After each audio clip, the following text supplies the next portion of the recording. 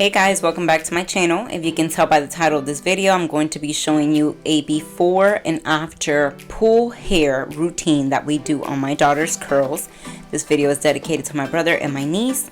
Love y'all. So if you have a curly kid or you have tight textured curls like JL's, you already know it's not a good idea to go into the pool with your hair just free and loose, because it can take maybe 4 hours or so of detangling later on. So we like to be preventative.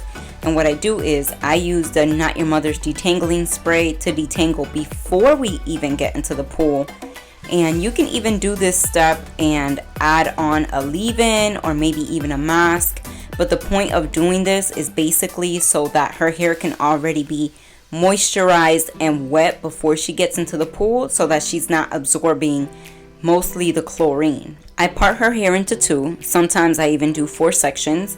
And then I use 2 parts, and we use the Felicia Leatherwood detangling brush and the Not Your Mother's spray to go ahead and get the tangles out, to smooth everything out, because I know if I don't do this before, it might take me like 4 hours later to detangle. So basically the whole thought process behind this is to keep everything tangle free. And you can also add a leave-in or even a mask, so that way you can already have the hair wet and moisturized to keep the chlorine out as much as possible.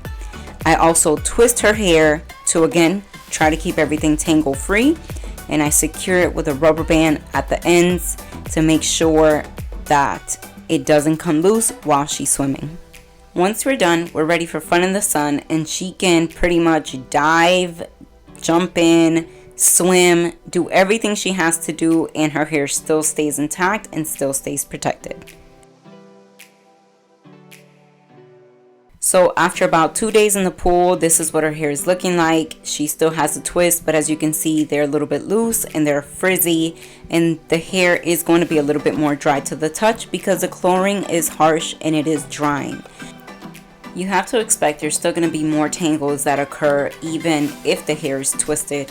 So I use the Not Your Mother's detangling spray again. This is literally my best friend, guys. I cannot tell you enough how much I love this product.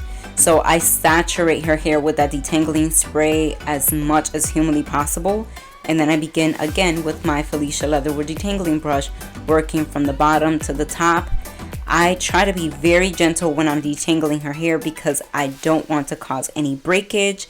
I don't want to split the hair in any way or cause any more damage. As you can imagine, after the chlorine effect, you know, their hair is a lot more fragile at this point, so we have to be really gentle. I'm speeding up the process, but again, as you can see, definitely detangling and working from the bottom to the top. And even if you have to split that hair in sections and work in smaller sections, sometimes it's needed because the tangles get a little crazy. After I'm done detangling the section, then I go ahead and twist it and put it to the side, and I start to work on the other section. JL's hair is high density, meaning that she has a lot of hair on her head. So I have to do this in sections, and even the shampooing, the conditioning, and the styling part is all done in sections. So after I'm done working on one section, I twist it and then I move on to the next one.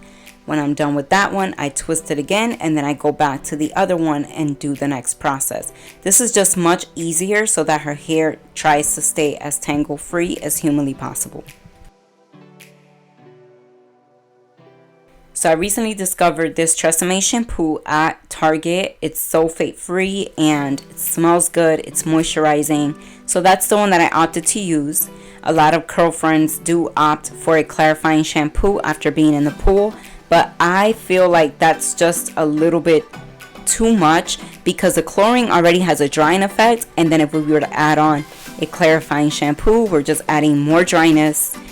So in order to avoid that, I actually use a moisturizing shampoo, and we honestly have not had any issues at all. And she's in the pool quite often, and I haven't seen any type of issues from not using a clarifying shampoo after the pool.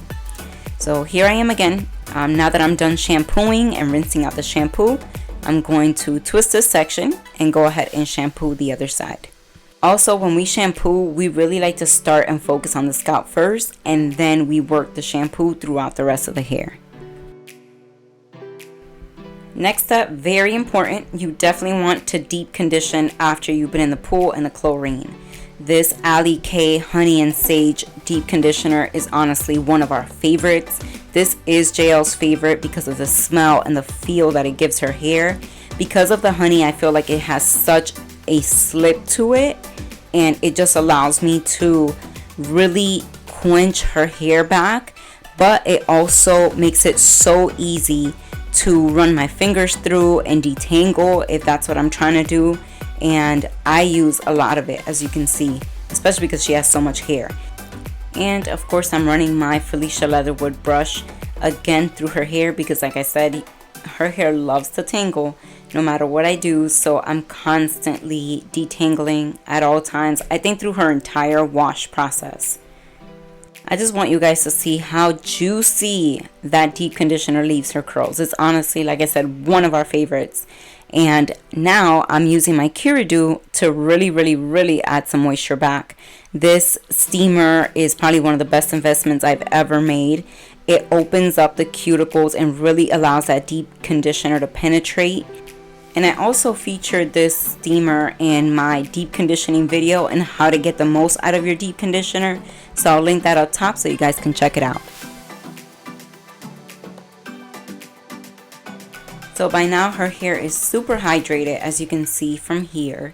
And this is the only part where I kind of let it sit for a little bit, and then I go ahead and rinse all of the deep conditioner off with cold water.